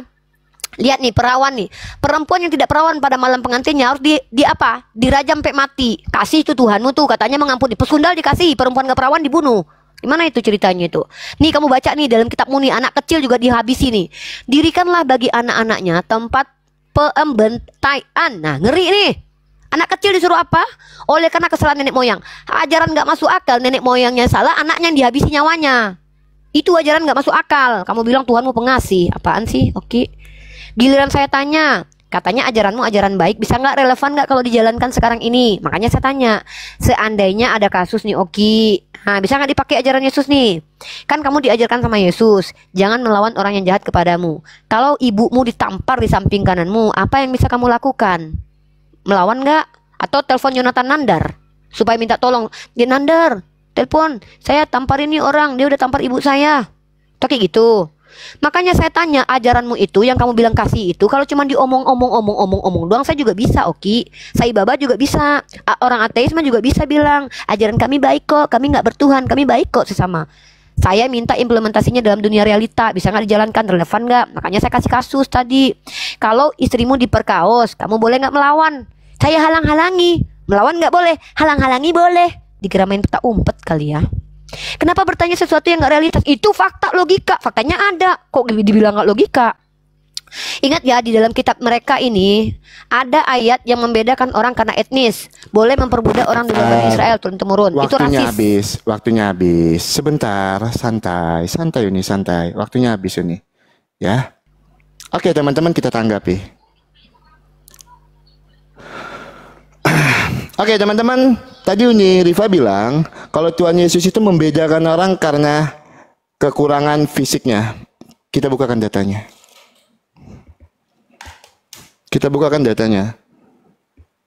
Oke. Surat Abasa, surat ke-80 ayat yang ke-1 dan yang kedua. Dia dalam kurung Nabi Muhammad berwajah masam dan berpaling. Kepada siapa Nabi Muhammad di sini berwajah masam dan berpaling?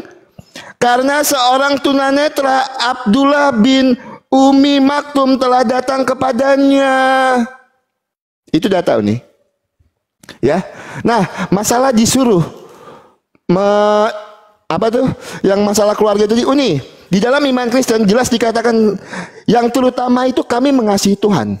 Nah, ketika kami sudah mengasihi Tuhan Uni, secara otomatis kami akan mengasihi keluarga kami. Dan jujur Uni, apa yang tertulis di dalam Alkitab itu memang banyak dialami oleh teman-teman Kristen. Karena apa? Karena pemberitaan Injil itu banyak orang-orang yang diusir dari keluarganya, banyak orang-orang yang ditinggalkan istrinya, banyak orang-orang yang tidak dianggap sebagai anak. Karena apa? Karena pemberitaan Injil. Siapa Injil itu? Tuhan Yesus.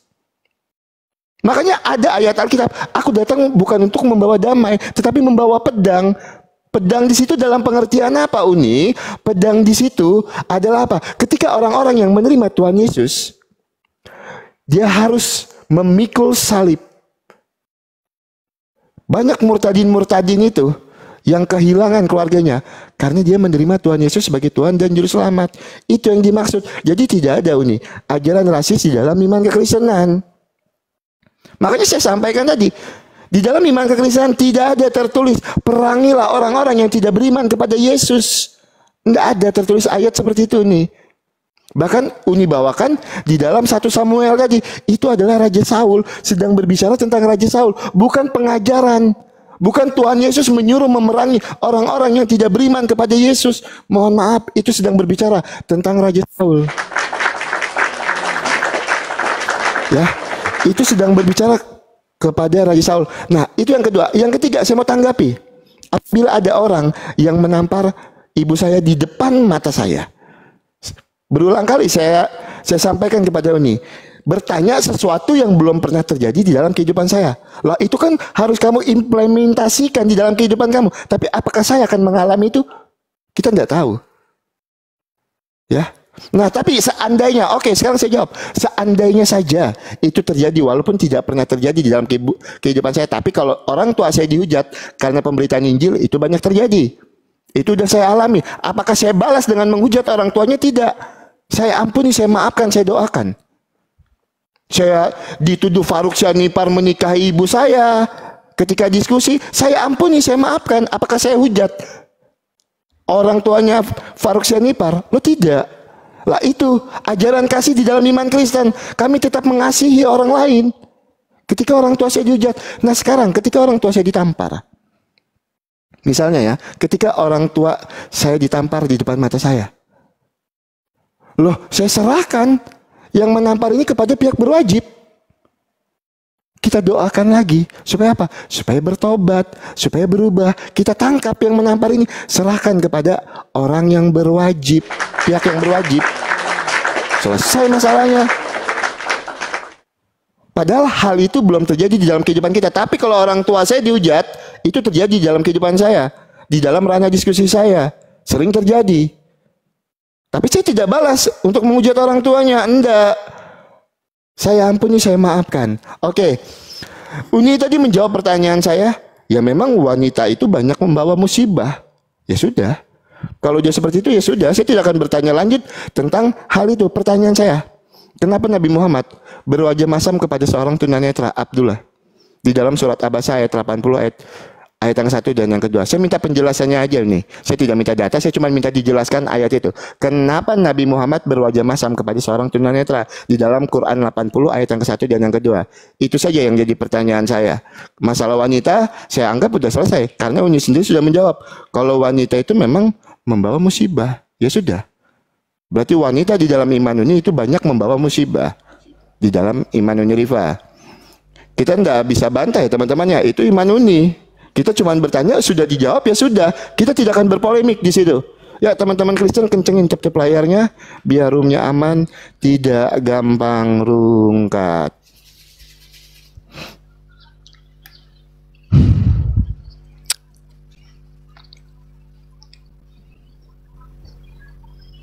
Sebentar ya Uni ya.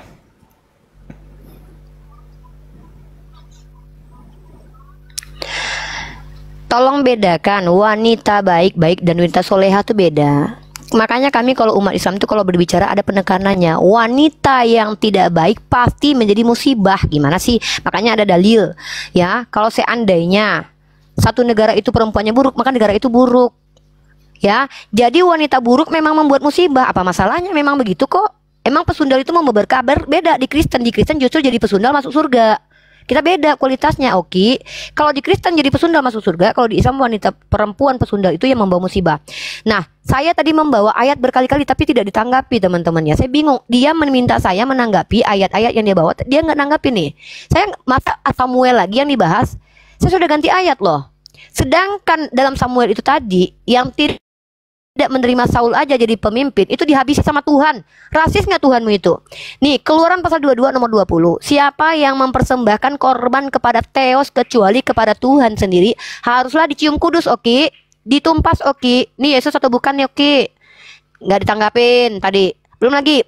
Dan kota itu dengan segala isinya akan dikhususkan bagi Tuhan nih. Bahkan Tuhan mengkhususkan suatu kota untuk ditumpas nih. Cuman pesundal doang. Makanya pesundal membawa berkah dalam Kristen, tapi pesundal dalam Islam membawa musibah. Betul. Emang beda kelas kita. Belum lagi nih orang-orang cacat nih. Ya, katakanlah kepada Harun begini, setiap orang dari antara keturunanmu turun-temurun yang bercacat badannya janganlah datang mendekat untuk persembahan santapan. Theos, membedakan orang karena etnis. Itu rasis. Membedakan perempuan karena dia dikatakan berdosa karena dia yang pertama, yang kedua diciptakan. Rasis. Mengatakan orang cacat tidak berhak merusak kekudusan Tuhan, itu rasis. Ya itu rasis namanya, ya. Nah, kemudian tentang surah Abasa. Justru di surah Abasa itu Rasulullah itu ditegur sama Allah. Karena Rasulullah bermuka masam kepada orang buta. Emang apa masalah bermuka masam kepada orang buta? Kan dia juga nggak lihat, kan tidak mencederai hatinya. Nah, tetapi sungguh pun begitu Rasulullah bermuka masam kepada orang yang tidak melihat muka beliau yang masam itu, Rasulullah ditegur sama Allah. Artinya tidak boleh membedakan orang cacat dengan orang yang tidak cacat. Di ayat kitabmu orang cacat nggak boleh masuk ke rumah Tuhan, menjadi asbab rumah Tuhanmu tidak kudus, oke? Untung ya laki-laki Kristen ini kalau buah kalian tuh nggak normal, buah PLR-nya harus nggak normal. Kalau terpotong, kalau pecah nggak boleh masuk ke jemaat Tuhan. Ngeri nih ajaran yang membedakan bentuk fisik, bentuk kulit, dan juga ajaran yang membedakan etnis. Ini, nah, kamu lihat ya. Nah, latar belakang nih, saya kasih kamu data nih. Bentar ya.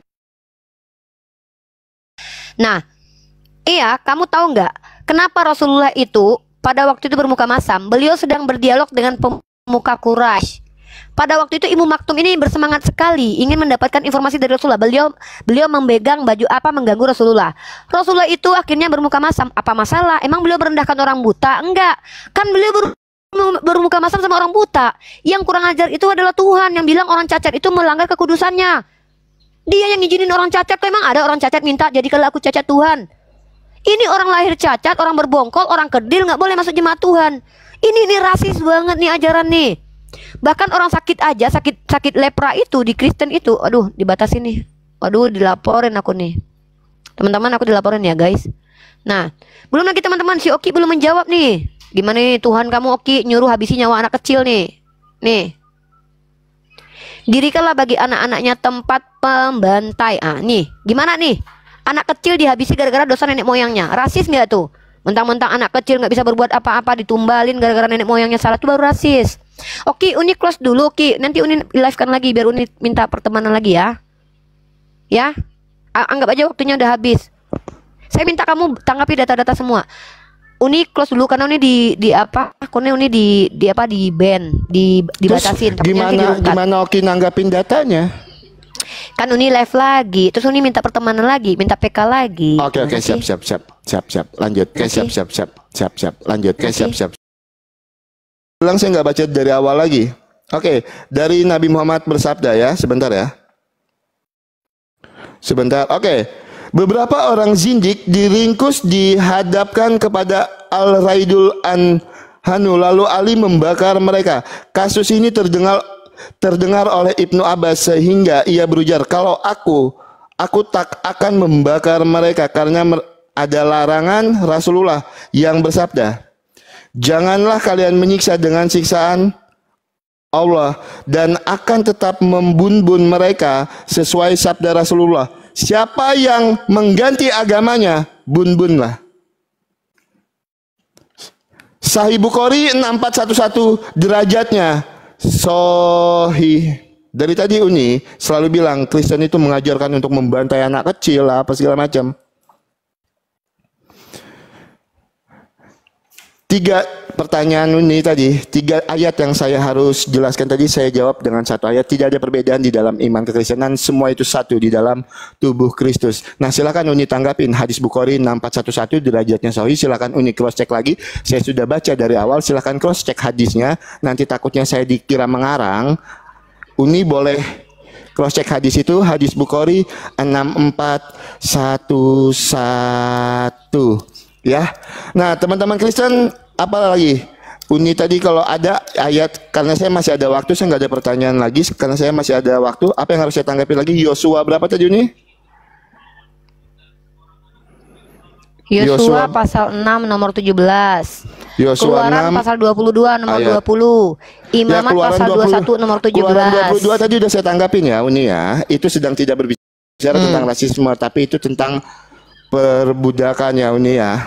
Oke. Berapa? Keluaran 22 nomor 20. Siapa yang mempersembahkan korban kepada Theos kecuali kepada Theos sendiri haruslah ditumpas. Oh, keluaran 22. Saya kira keluaran 21. Oke, sebentar Uni. Makanya jangan terlalu banyak ayat. Lihat saya 1 ayat. Terlalu banyak ayat rasis dalam kitab Oki soalnya. Oh, enggak apa-apa. Silakan. Oke, enggak apa-apa.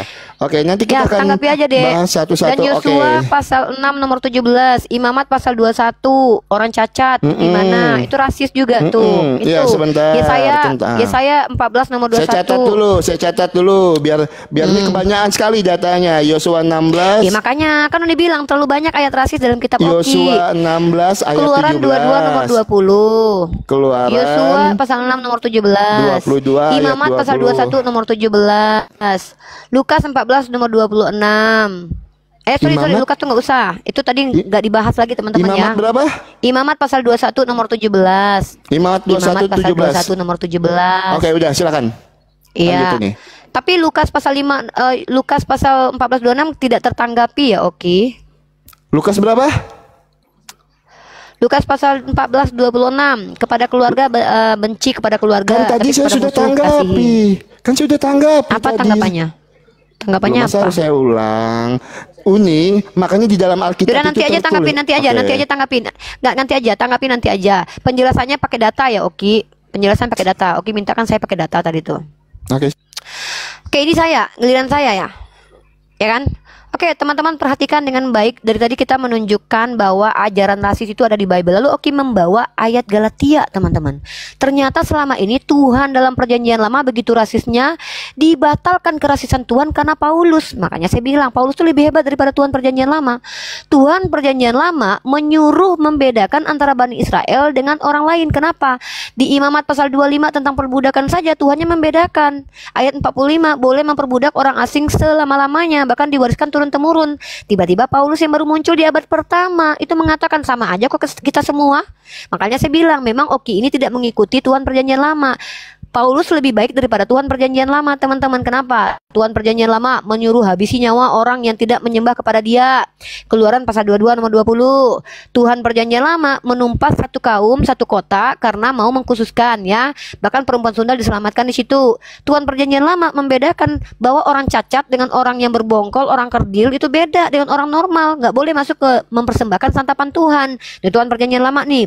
Kemudian di dalam Tuhannya perjanjian lama menyuruh menghabisi anak kecil di Yesaya pasal 14:21. Di Tuhan perjanjian lama nih, tiba-tiba ada bapak bernama Paulus di Galatia mengajarkan bahwa apa katanya? Sama aja kok kita orang Yunani dengan orang Yahudi. Teman-teman perhatikan ya. Jadi Oki mengikuti Paulus. Paulus lebih baik daripada Tuhan perjanjian lama. Lebih keji lagi teman-teman, kalau dia membawa hadis kita yang menyuruh menghabisi nyawa orang zindik. Emang kenapa orang zindik harus dihabisi?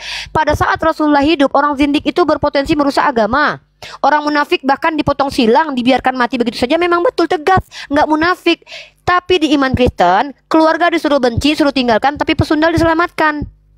Ya, ini bedanya kita nih, beda keadilan kita. Oke, Tuhannya umat Islam itu memberikan porsi, menghukum orang yang salah, menyelamatkan orang benar. Di agama Kristen, orang yang benar dihukum, orang yang salah diselamatkan. Contoh, Yesus orang benar dihukum, dilimpahkanlah dosa-dosa kepada Yesus yang orang benar. Kalau kami orang fasik, orang zindik, orang fasik memang masuk neraka bahkan dihukum boleh, memang pantas begitu. Nah, justru di agama kamu yang lucu. Tuhan kamu dalam 2 Samuel pasal 6 nomor 7, maka bangkitlah murka Tuhan terhadap Uza. Lalu Theos menghabisi nyawanya di sana karena keteledorannya. Bahkan Tuhanmu yang katanya pengasih ini gara-gara teledor Uza dihabisi nyawanya langsung. Onan dihabisi nyawanya karena dia tidak menghamili istri kakaknya. Makanya kamu bilang Tuhanmu adil, Oki. Yang adil itu Paulus. Bahwa Paulus itu orang Yunani, orang Yahudi sama aja. Yesus aja membedakan antara orang Yahudi dengan orang Yunani. Makanya Yesus datang. Aku hanya datang kepada domba-domba tersesat dari Bani Israel. Itu saja sudah membedakan.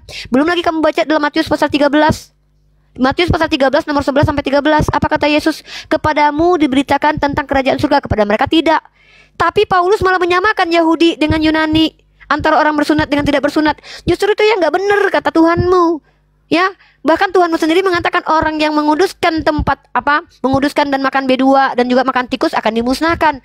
Ini teman-teman perhatikan ya, ajaran yang 1000 tahun, ribuan tahun, ratusan ribu tahun dipakai oleh orang Yahudi, dianggap itu ajaran Tuhan, membedakan Yahudi dengan non-Yahudi, hilang seketika gara-gara Paulus. Ya, Paulus yang menyamakan kemudian Yahudi dan Yunani. Padahal Tuhannya orang Yahudi sendiri mengatakan di luar Yahudi boleh diperbudak selama-lamanya. Di luar Yahudi habisi nyawanya kalau tidak menyembah kepadaku. Tadi aku tunjukin tuh keluaran tadi. Terus Oki bilang, iya Uni. Kemudian sudah dirubah sama Paulus ya Oki. Si Paulus yang mengajarkan untuk menyamakan antara orang berdosa dengan tidak berdosa kan Oki. Nah inilah tidak adilnya agama Kristen. Orang berdosa dengan orang tidak berdosa sama aja guys. Di kita adil. Masa orang berdosa dengan orang tidak berdosa sama aja?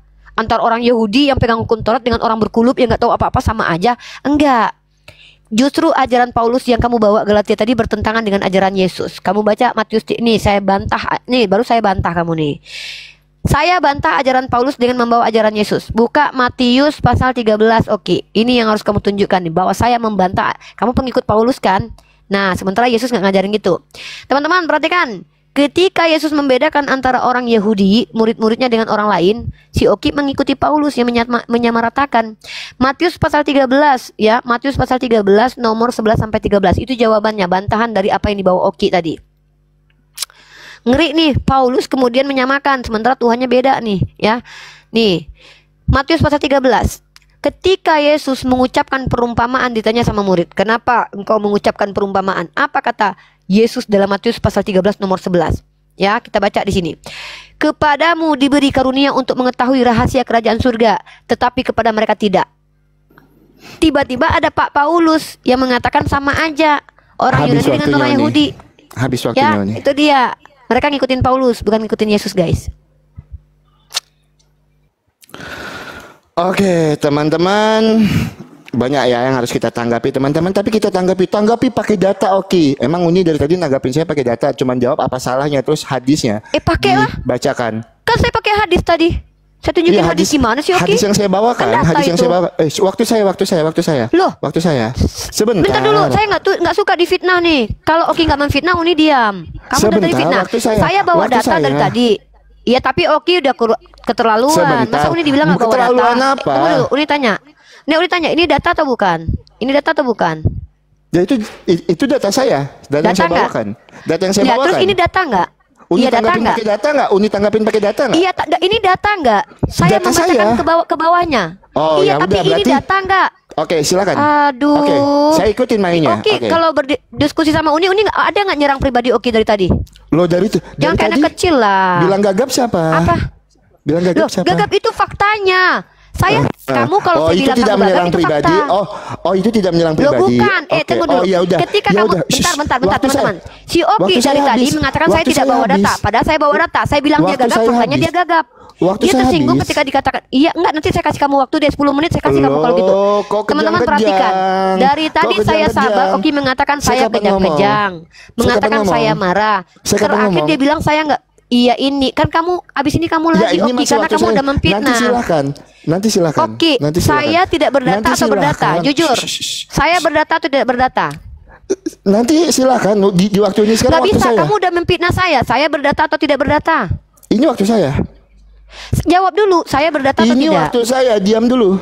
Kamu jawab, ini waktu untuk meluruskan fitnahanmu. Saya berdata. Loh, Kalau kamu fitnahan gagap, itu apa? betul-betul kamu gagap. Fitnahan Kamu apa? bilang saya tidak berdata. Kamu sekarang tidak, Loh, saya tidak data yang berdata. saya bawakan, yang Uni bawakan. Lah itu kan data. Terus apa Ya masalahnya? udah. Emang kenapa saya dibantah? Oke, berarti saya akan mengikuti hal yang sama. Data yang Uni bawakan itu saya gunakan untuk menjadi Ya udah data berarti saya. betul. Ya udah, silakan. Tidak Oke, ya masalah. udah. Kamu Silakan. buka datanya, kamu Waktu jelaskan. saya. Jangan kejang-kejang. Nah, sekarang Oke, saya waktu berdata saya. atau tidak? Waktu saya sudah Bukan jawab. kejang. Dari tadi kamu sudah saya sabarin loh. Waktu saya. Ngomong kalau saya ini tidak berdata Waktu berkali-kali. saya. Padahal saya sudah bawa. Uni, Oke. Waktu saya. Kan kita habis ini ulang lagi. Waktu kamu kan saya kasih nanti 5 menit. Oke. Waktu Jangan kayak saya anak nanti kecil. buyar. Ini waktu Saya ini harus menanggapi Sudah lewat, 3 Oki. ayat Alkitab. Iya. Kamu tanggapi Enggak saya apa-apa. kasih 10 menit. 2 kali kamu enggak peka. perlu. 2 menit saya mampu menanggapi itu. Oke, kamu memfitnah saya, mengatakan Fitnah saya tidak apa berdata. Saya tanya sekali Kan lagi. saya bilang, kamu yang saya Uni- berdata atau tidak? Oke, yang Uni bawakan datanya itu adalah data yang Saya saya bawakan dan berdata itu atau tidak? sebagai data Uni. Saya berdata atau tidak? Ya, saya berdata atau tidak? Sebentar. Kok kau ngatur-ngatur saya? Sebentar. Kau yang Saya ngatur dari tadi ngatur kok. pelan-pelan Masa ngomong kau sama bilang kamu. Uni kalau Oke. menjawab? Loh, kamu Sebentar. yang kejang, kamu yang Dari kejang. tadi- Nah, dari tadi saya ngomong, tanya, Uni kamu bawa saya data. berdata atau tidak? Iya, Saya jawab. berdata atau tidak? Itu aja jawab. Gimana saya jawab? Boleh saya jawab? Saya Diam dulu. berdata atau tidak? Shh, diam Silakan dulu. jawab. Oke, Uni membawakan data yang saya bawakan itu data Uni. Data yang saya bawakan. Apalagi? Iya. Dari tadi Data saya nggak ngomong itu? itu. Data nggak itu? Kan saya bilang berdata atau Uni enggak? membawakan data dari data yang saya bawakan itu data Iya, untuk Uni. hadis itu tidak saya bantah. Kenapa saya harus bantah? Hadis itu data. Saya membacakannya supaya Memang saya teksnya panjang ke sebentar, bawah. Memang ada Nah, dari tadi. sekarang- Emang ada dari tadi saya menyuruh Uni membantah semua data saya. Ada nggak? Loh, kamu bilang saya nggak berdata. Itu fitnah keji kamu, Oki. Kamu bilang saya tidak Aduh, berdata. Kamu pembohong. ya Kamu udah. berbohong. Kamu bilang saya tidak berdata. Sementara saya tunjukkan datanya. Bahkan saya kembalikan baca hadis tadi. Kamu potong. Yang kamu potong itu tentang hadis perempuan tadi. Saya lanjutkan bacanya ke bawah. Sayyidah Aisyah Hadis membela perempuan kami. mana yang saya potong? Nih, tentang sholat tadi nih, kamu kan bertanya di sini, saya lanjutkan datanya bahwa ternyata Sayyidah Aisyah tidak menyamakan perempuan, Rasulullah tidak menyamakan perempuan dengan ANJI. Ini data, Oki. Ini data. Kamu bilang saya tidak berdata. Lanjut. Kemudian kamu bilang saya dari tadi kejang-kejang. Nah, Oki dengar baik-baik, Oki. Saya itu mengatakan kamu gagap karena kamu menjelaskan tadi itu betul-betul gagap, tidak sesuai dengan apa yang saya minta. Saya minta kamu Loh, jelaskan. saya harus sesuai dengan keinginan Anda. Loh, kamu sendiri tadi meminta seperti itu ke saya kok. Uni Loh, harus memang menjawabnya saya ada- seperti harus begini Memang begini. saya ada menyangkal. Tadi Memang saya ada kamu menyangkal. begitu. Ketika Uni menjawab, Saya tapi perempuan kamu itu tidak menjawab adalah nih. biang musibah. Contoh, Lo udah. bentar. Lo bukan perempuan biang musibah. Kamu mempelintir kata-kata saya. Perempuan Loh. yang tidak soleh. Wanita banyak Dengar teman-teman ya. Dari sebentar. tadi Oki ini teman-teman. Semua narasimu saya selalu catat, tidak kayak kamu. Wanita banyak membawa musibah. Nih narasimu. Ya memang betul. Ya memang betul kan saya sudah bilang iya. Jangan framing Faktanya kan memang lagi. begitu. Dikit-dikit kau framing. Lo bukan Semua framing. narasimu. Dari semua tadi kau yang narasimu framing saya aku tulis. sabar banget loh. Semua Saya dengan narasimu teman-teman ya. tulis. Saya sabar menghadapi anak kecil ini dari tadi menyerang saya, bilang saya Uni jangan kejang Uni. Saya sabar dari tadi karena saya puasa teman-teman. Lalu ketika saya sudah capek tunjukin data, kitabnya saya tunjukkan, hadis saya tunjukkan, dia bilang saya nggak berdata, nggak bisa teman-teman. Anak ini kalau didiamkan akan semena-mena terus. Saya dari tadi lanjut atau tunjukin enggak? data, kamu Mau bilang lanjut atau saya enggak? lanjut. Saya kasih kamu 2 kali PK lo untuk jawab Mau kitabmu yang lanjut atau enggak? gabung Kapan ini saya loh. ngomongnya? Kapan saya ngomongnya? Ini kita tanding ulang nih. Saya kasih kamu 2 kali PK.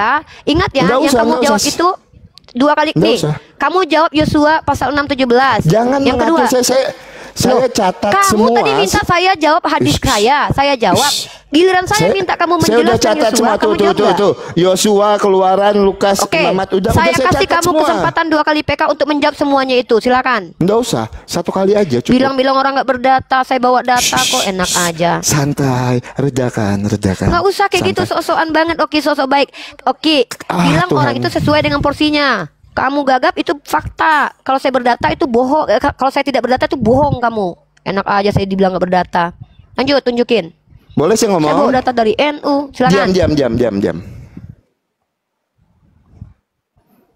Oke, teman-teman, kita tanggapi teman-teman. Oke, 3 ayat Alkitab yang Uni minta terhadap kita. Kita baca Kok dulu. 35 Oki? Katanya mencatat semuanya. Ini bohong banget nih Oki ini dari tadi. Yosua, Imamat. Sebentar dulu, Nih, dari bahkan tadi kitab saya 2 mau Samuel. ngomong, Yesaya. potong terus. Kau berbohong lagi. Kau bilang kau catat semua yang ku minta. 5 ayat Oki. Dari tadi dari awal pertama itu yang saya bawa. Yesaya 21:14, Imamat 21, Yosua. Ini Saya orang Keluaran. tanggapi 3 dulu. Saya Parah nih tanggapi 3 dulu. Setelah itu saya lanjutkan. Tadi kau minta Astaga, waktu untuk menanggapi semua. 2 kali ku kasih kau waktu untuk menjawab semua itu. 5 ayat. Diskusi Bohong banget nih kenapa anak nih. potong terus teman-teman. Dia ngomong dari tadi tidak ada 1 kali pun Karena saya kau potong. sudah banyak kali bohongnya. Kau bilang saya Kau mencatat yang semua yang tukang Uni minta. bohong. Kau yang berbohong. Katanya kau catat, mana kau catat itu? Kabur kau kan? Dari tadi saya sabar-sabar loh ngadapin bocil ini loh. Bilang saya nggak berdata. Kenapa saya harus membantah hadis saya?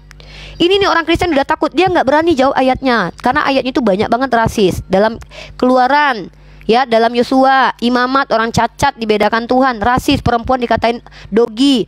Dan tadi orang tua disuruh benci, dia juga nggak jawab teman-teman, pakai data, dia cuma asumsi liar. Kalau saya pakai data NU ngejawabnya tuh, NU saya bawa tuh. Sabar gua ngadapin lu dari tadi, banyak banget bacot bohongnya. Bohong banget dari tadi, ya Allah. Saya sabar banget, saya puasa teman-teman. Saya bilang sama dia, dia nyerang pribadi banyak banget loh. Jangan kejang-kejang, apa kejang? Orang tegas kok dibilang kejang. Justru di kitab kalian tuh memuat isi rasis. Bahkan gara-gara agama kalian tuh dunia tuh banyak yang nggak baik-baik aja tuh.